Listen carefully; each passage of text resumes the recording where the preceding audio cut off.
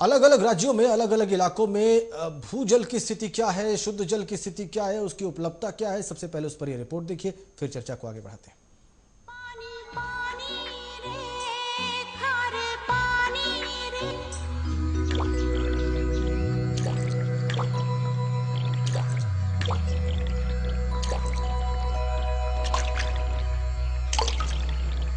America के world trade centre में हुए आतंकवादी हमले में जितने लोग मारे गए उतने इंसान तो रोज गंदा पानी पीने से मर जाते हैं। हमारे देश में 20 करोड़ लोग ऐसे हैं जो अशुद्ध पानी पीते हैं। पानी के लिए झगड़े फसाद होते रहते हैं, पर अब जल्द ही युद्ध भी होने लगेंगे। इस क्षेत्र में दबे पाव बहुराष्ट्रीय कंपनियां आ रही हैं, जिससे हालात और भी खराब होने वाले हैं। सरकार इस दिशा में इन्हीं विदेशी कंपनियों के अधीन होती जा रही है। इस कार्य में विश्व बैंक की अहम भूमिका है।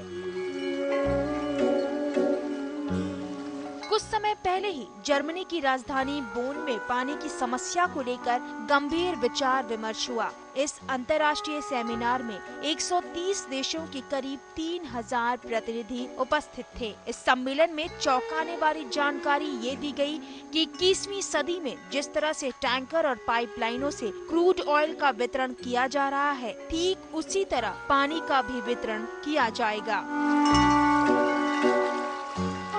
बहुत ही जल्द पानी के लिए युद्ध होंगे। विश्व में 1.30 अरब लोग ऐसे हैं जिन्हें पीने का साफ पानी नहीं मिल रहा।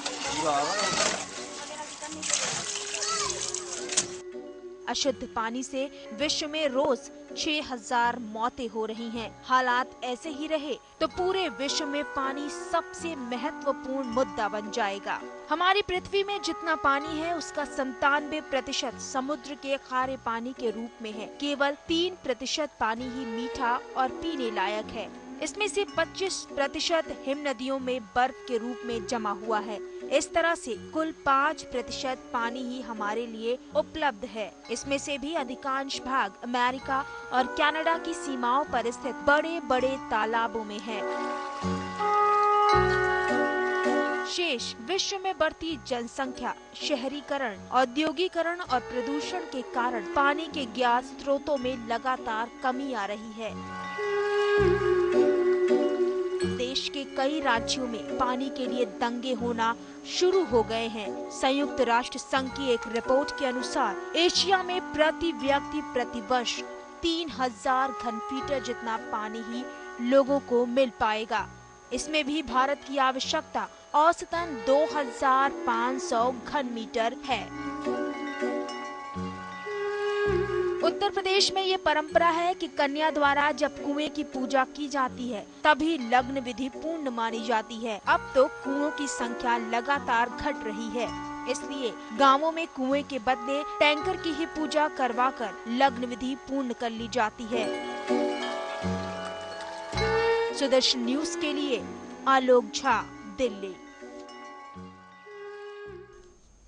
आलोक झा की रिपोर्ट देख रहे थे आप। इस वक्त हमारे साथ स्टूडियो में है हमारे सहयोगी। निश्चित रूप से उन्होंने काफ़ी सारे एंगल्स पर सोचा होगा इस रिपोर्ट को बनाते वक्त। आलोक का जैसे जैसे भारत में जनसंख्या बढ़ रही है उसी हिसाब से पानी की कमी भी देखने में आ रही है। मतलब कहाँ हमारे पास पानी के स्रोत बढ़ने चाहिए थे, उल्टा कम हो रहे हैं, और जो हैं वो भी दूषित हो रहे हैं। जी बिल्कुल देव, पानी जो है, पानी के जितने भी स्रोत हैं वो लिमिटेड है।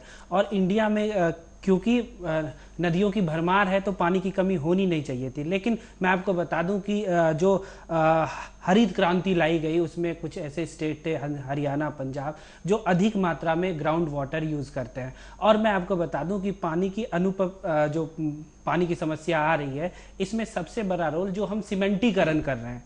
इट मीन्स सीमेंटीकरण ऐसे देख सकते हैं आप कि अगर धरती जो है वो ग्राउंड वाटर जो अर्थ में जाता है वो जब बारिश होती है तो उसको एब्जॉर्ब करती है। और जब हम सीमेंटीकरण कर देते हैं तो वो सारा पानी गटर के सहारे नदियों में और नदियों से होते हुए वो समुद्र में जा मिलती है। तो जो एब्जॉर्बेशन होना चाहिए, जो जो अर्थ में जाना चाहिए, मिलना चाहिए, क्योंकि इंडिया में बहुत से ऐसे लोग हैं जो नदियों से दूर रहते हैं और वो भूजल पर डिपेंड करते जी, वो भूजल पे डिपेंड करते हैं। तो निश्चित तौर पे और ये देखने को मिला है कि बिहार और यूपी में जहाँ पे नदियों की संख्या ज़्यादा है, वहाँ पे भी इवन जब बारिश होती है तब भी पानी की समस्या, ग्राउंड वाटर की समस्या वो विकराल हो जाती है। तो निश्चित तौर पर जो हम प्रगति कर रहे हैं, जो डेवलपमेंट हो रहा है, एक जो इतने रोड्स बना लिए हमने अपने और सीमेंटीकरण कर रहे हैं, बड़े बड़े उद्योग लगा लिए, तो निश्चित तौर पर इनका इफेक्ट है वाटर के स्रोत में। और आगे अब सोचना पड़ेगा, अब देखना पड़ेगा सरकार को भी और साथ में जो भारतीय हैं और इवन विश्व के तमाम लोगों को सोचना पड़ेगा, क्योंकि धीरे धीरे हमारी जनसंख्या जो है वो रैपिडली बढ़ रही है। तो उस रेशियो में अगर देखें तो प्रति व्यक्ति जितना पानी था हमारे पास वो रैपिडली कम होता जा रहा है, तेजी से नीचे जा रहा है। जी, त्यागी आप कुछ कहना चाहेंगे? मैं ये कह रहा था, जो अभी कंक्रीट वाली बात कर रहे थे जी, ये हमारे लिए बहुत बड़ा इशू है जी, क्योंकि इसको जब तक हम खत्म नहीं करेंगे तो क्या आपको लगता है कि जिस तरह से हम लोग ग्रो कर रहे हैं, हमारा जो विकास का ढांचा है उसमें कहीं भी इस बात को सोचा गया है, कहीं भी माइन्यूटली इस बात को ध्यान में रखा गया है? तो फिर इसका हल कैसे होगा त्यागी जी? भाई इसके लिए तो हमको सोचना पड़ेगा ना। वही मैंने बताया, जो सहभागिता है कम्युनिटी की वो सबसे बड़ी है हमारे लिए। उसके बिना हम कुछ नहीं कर सकते। सरकार को भी कम्युनिटी के थ्रू ही काम करना पड़ेगा। उन्हीं लोगों से आप जुड़े, सरकार को प्रेशर बनाना पड़ेगा कि भाई आप बनाएं इसके, आपके पास ऐसे लोग बैठे हुए हैं, आप उनके तर्क लें और इसको क्या वजह है कि त्यागी जी की सरकार को जब ये सब पता होता है यूनाइटेड नेशंस की रिपोर्ट में और जो सर्वेज होते हैं यहाँ पे एनवायरमेंटल, पता होने के बावजूद भी सरकार इन फैक्टर्स को इग्नोर क्यों करती है, किनारे क्यों कर देती है? सरकार का तो आपको क्या बताएं, सरकार तो वोट की राजनीति चाहती है जी। उसे तो वोट चाहिए, अपने नेता बन जाए, बल्कि हम यहाँ लाना नहीं चाहते। इसमें तो वोट बैंक ये होना चाहिए कि आपका जो गरीब तबका है, जो निचला तबका है, उसको जल उपलब्ध हो तो वो आपका वोटर बन जाए। यहाँ पर तो उल्टी कहानी लग सकती है वो। लेकिन उसमें क्या है ना, जब तक मैं आपको बताया, ये अवेयरनेस लोगों की भी है। अभी जिस तबके में पानी की ज्यादा प्रॉब्लम है, मान लो कोई एक तबका ऐसा है वो तो पानी खरीद के भी पी रहा है, उसने अपने मोटर भी लगा रखा है, उसके फिल्टर भी लगा रखा है, आरओ भी लगा रखा है, वो तो फिल्टर करके पी रहा है पानी को। एक तबका ऐसा है उसे तो पता ही नहीं है कि आरओ होता क्या है। जी बिल्कुल। उसे तो है कि पानी मिल गया, अब उसमें कितना केमिकल है या कितना पोल्यूटेड है वो नहीं, उसको नहीं पता। जी जी। वो पी जाता है। जी जी बिल्कुल। उसी से वो फिर बीमार होता है जी, और कहीं ना कहीं वो सारी कम्युनिटी उस पर प्रभावित हो जाती है जी। तो मेरा कहना यह है कि हमें एक अनमोल चीज दी है प्रकृति ने जी, तो उसको हम क्यों ना सहेज के रखें जी। हम पेड़ लगाएं। अब ऑक्सीजन हमें चाहिए जी, जल के साथ साथ ऑक्सीजन बहुत जरूरी है जी जी। अब ऑक्सीजन एक पेड़ से हमें मेरे ख्याल से 12 किलो ऑक्सीजन मिलती है जी 24 घंटे में जी जी। जीने के लिए 12 घंटे में मिलती है, रात में तो नहीं मिलती जी। तो अब हमें चाहिए होती है 24 घंटे में 17 किलो। तो आप बताइए कि एक पेड़ से तो काम भी नहीं चलता। पॉपुलेशन देखें तो एक पेड़ के हिसाब से भी नहीं होगी जी, पेड़ उतने होंगे ही नहीं जितनी पॉपुलेशन होगी जी। एक घर में 10 लोग रह रहे हैं, उसके आसपास मेरे ख्याल से 1 या 2 पेड़ होंगे, वो भी गमले वाले जी। तो उसको तो हम काउंट नहीं कर सकते ना, हमें तो मैच्योर ट्री चाहिए जी। ये आपने बहुत अहम बात उठाई।